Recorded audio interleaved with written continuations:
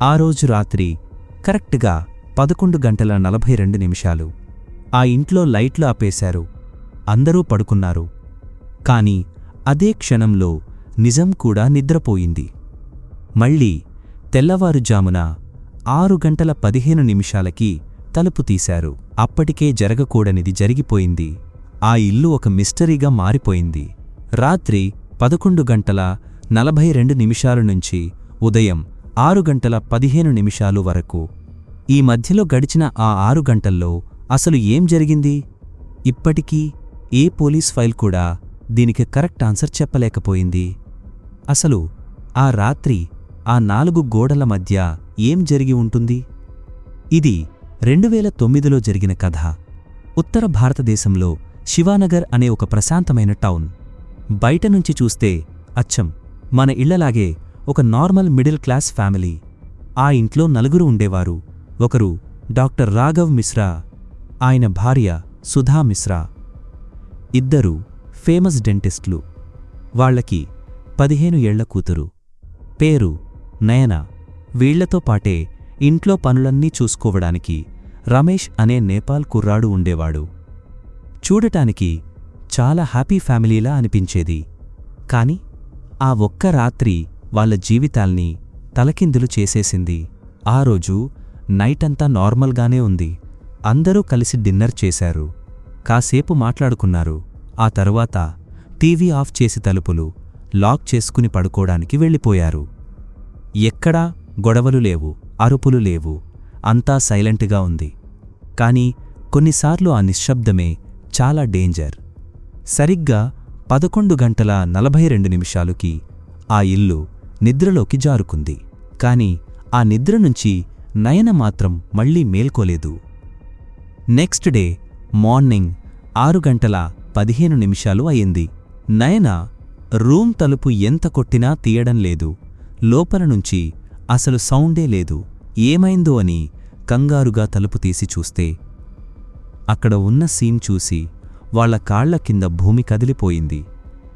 Bed మీద నయన శవం, గొంతు కోసి ఉంది. బెడ్డంతా రక్తం. తల్లి కేకలు వేస్తుంటే తండ్రి మాత్రం నిశ్శబ్దంగా ఉండిపోయారు. ఇంతలో ఇంకో విషయం గమనించారు. ఇంట్లో ఉండాల్సిన రమేష్ కనిపించడం లేదు. పోలీసులు వచ్చారు. అందరి డౌట్ రమేష్ మీదకే వెళ్ళింది. వాడే చంపేసి పారిపోయి ఉంటాడు అని ఫిక్స్ అయిపోయారు. కాని మర్నాడు పోలీసులు ఇంటిపైన ఉన్న టెర్రస్ డోర్ తెరిచి చూస్తే అసలు ట్విస్ట్ అక్కడ ఉంది. అక్కడ రమేష్ కూడా శవమై పడి ఉన్నాడు. నయనని ఎలాగైతే చంపారో ఇతన్ని కూడా అలాగే చంపారు. ఇది ఒక్క హత్య కాదు, పక్కా ప్లాన్తో చేసిన డబుల్ మర్డర్. ఇక్కడే అసలు కన్ఫ్యూజన్ మొదలైంది. క్రైమ్ సీన్ సరిగ్గా సీల్ కాలేదు. మీడియా వాళ్లు లోపలికి వచ్చేసి ఆధారాలన్నీ చెరిపేశారు. పోలీసులు మొదట పనివాడిని అనుమానించారు. వాడు చనిపోయాక తల్లిదండ్రులనే నిందితులుగా మార్చారు. పోలీసుల వాదన ఏంటంటే ఏదో అనుచితమైన విషయం చూసి ఆ ఆవేశంలో ఈ హత్యలు జరిగాయి అని. కాని దీనికి సంబంధించి ఎటువంటి బలమైన సాక్ష్యాలు లేవు. కోర్టు వీళ్లకి శిక్ష వేసింది. మళ్లీ ఏళ్ల తర్వాత హైకోర్టు వీరిని నిర్దోషులని వదిలేసింది. కాని ఇప్పటికీ దేశమంతా అడుగుతున్న ప్రశ్న ఒక్కటే, ఆ ఇంట్లో నిజంగా ఏం జరిగింది? థియరీ ఒకటి, బయటి వ్యక్తుల దాడి. ఎవరో 3 వ్యక్తులు లోపలికి వచ్చి ముందు రమేష్ని చంపి ఆ తర్వాత నయనని చంపారని ఒక వాదన. కాని విచిత్రమేంటంటే ఇంట్లో విలువైన వస్తువులేవీ పోలేదు. కేవలం హత్య చేయడానికే ఎవరైనా వస్తారా?